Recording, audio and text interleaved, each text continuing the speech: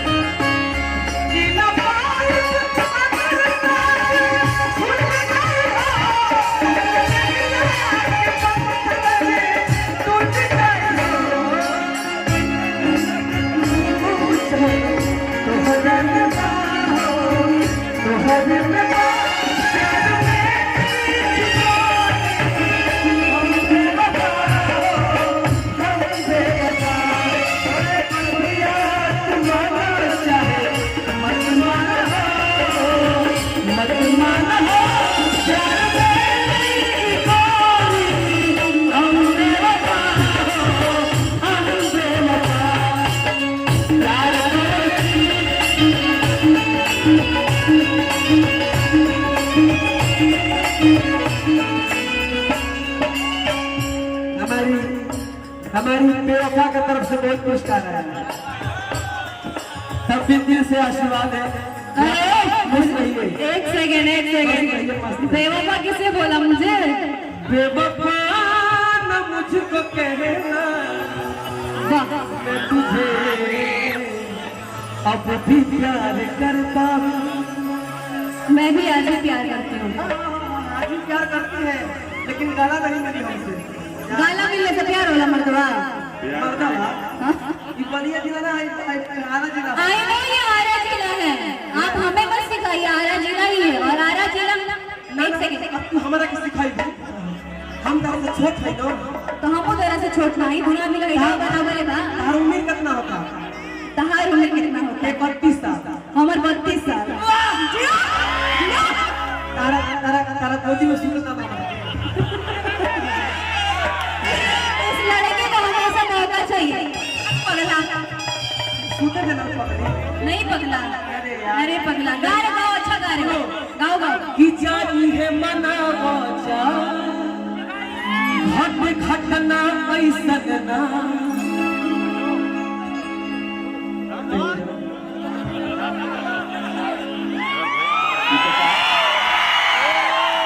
कि जानी है मनावा जा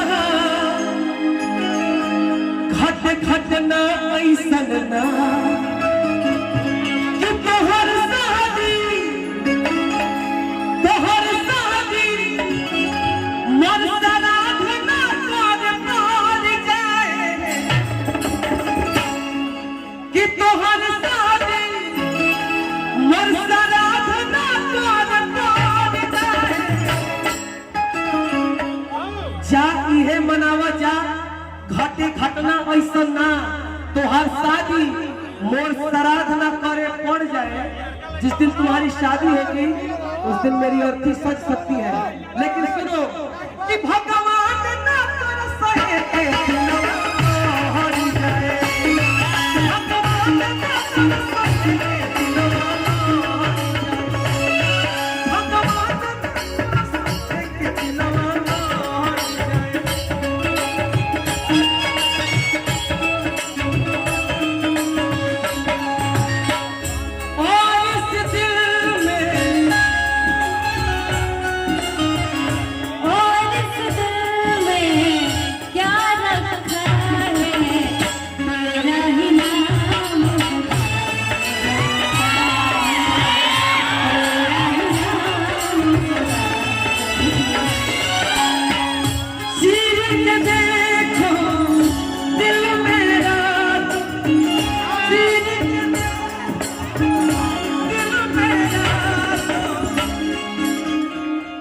गले नहीं मिलना है भाव देना है यहाँ सर रख दे बस सर रख दे ये धड़कन जो है ना धड़कन छोटे बाबा छोटे भैया मारो की बिल्डिंग फेंका लगो क्या आई माइक से जाई वाले करिए तारा पर रमा के जो देख रहे मैं क्या क्या बोल रहे हैं। सारा बुझा तक कि सास तमाद के परिषद है कि बिजली के बिना जैसे भैया जब तक गावत नहीं हमारा अंतिम बात ओकरा बाद डिम्पल जी के डांस वगैरह चाहे गायकी वायकी जो भी होगा लेकिन हमारा अंतिम बात शब्द ध्यान दीजिएगा कि बिजली के बिना जैसे है तेरे बाप प्यार हो जिया अरे कि ओ सही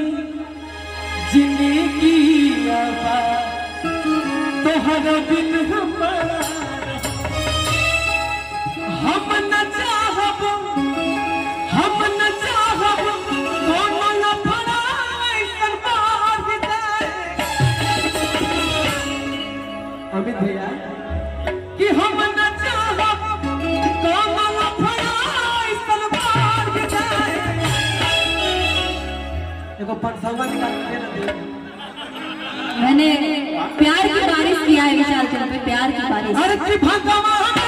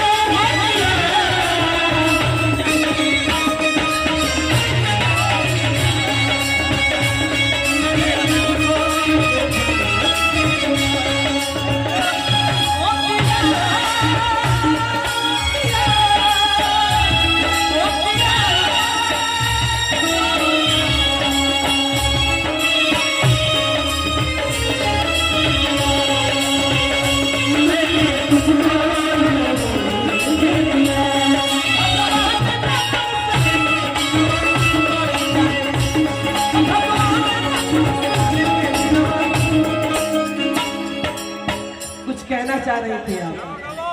बोलो बोलो तारा मोछ देख के एगो बात हमरा याद आइला कि छाती कर ले